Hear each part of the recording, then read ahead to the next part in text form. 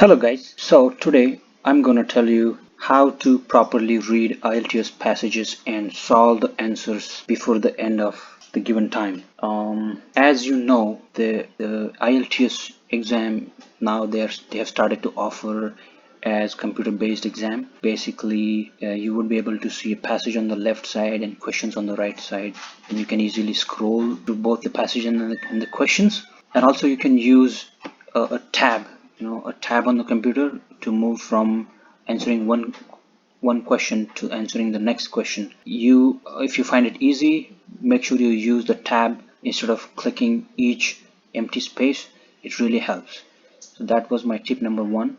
The second tip, which is the most important tip, is that as soon as your exam starts and you get your first passage, instead of jumping onto the question and looking for keywords, you basically read the title of the passage and the first paragraph. Read it slowly, read it properly in order to understand as much as you can, and then once you read and understand the passage one, you move on to answering the first type of question. Okay, so question one, here in this case the question one, so you're gonna be, after reading passage one, you're gonna try to answer question one. If you can answer the question, and then you move on to the question two. So basically what you do is you try to answer as much as possible, as many questions as possible based on the first paragraph. So, and then instead of going back to the passage, you try to answer the second type of questions based on the same passage. The reason is that, these different type of questions, for example, this fill in the blanks, they follow the passage. So if you find question one somewhere here in the passage, the question two is going to be somewhere below that. The question 3 is going to be somewhere below the second answer to the second question, and so on. Basically it's chronological. And then when you move on to the section 2, it's again answer to question 8 could be somewhere in the passage 1, and then answer to question 9 could also be in somewhere in the passage 1. So basically by reading passage 1, you may be able to answer 4 questions. Another advantage is you read passage 1 and you have all that information fresh in your mind, and then it's really easy to answer 2-3 questions at the same time.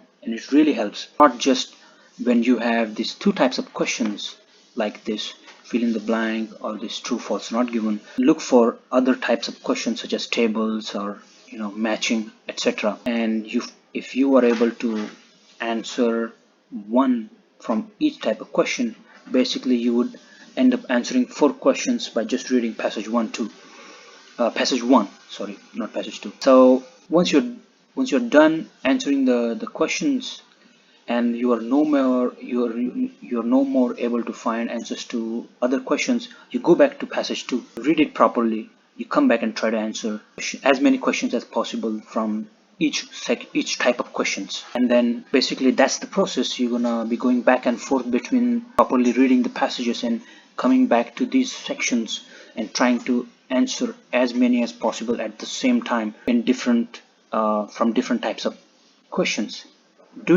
There are so many advantages doing this. You would have enough time to go through all the passages instead of rushing and looking for keywords. Sometimes it becomes very confusing. Especially if you do not understand the passage, you only look for keywords, it might confuse you big time. Instead, here you read one passage, understand it properly, the information is fresh in your mind, and you try to answer as many questions based on that small amount of information. I found this technique to be truly amazing. I used this technique the last time I wrote the exam, and I could finish all the passages, reading all the passages and solving all the 39 questions 15 minutes before the end of the time given to solve all those questions. So I was really surprised. Actually, it took me a little bit longer for the first passage, but passage 2 and 3 I could finish each in 10 minutes. So in 20 minutes I finished the second and third passage, and it took me around 15 minutes to solve the passage 1. And basically rest of the time I was just going through the questions again and trying to make sure that the answers are correct. Second tip I'm gonna give you is about the true, false, and not given type of questions. I think these are the most difficult type of questions, especially differentiating between the false and not given. So how did I do it? Basically I would convert, you see there is this question, I would convert this sentence into a question. I'm going to read it.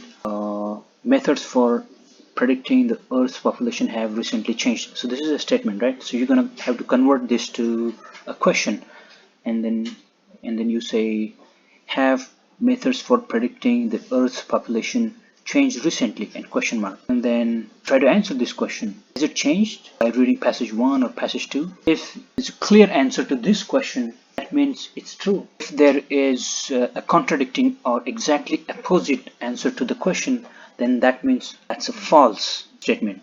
And if it makes you confused, or but you do not have it clearly mentioned in the passage, I really mean like it has to be clearly mentioned in the passage. If it's not, then it's not given.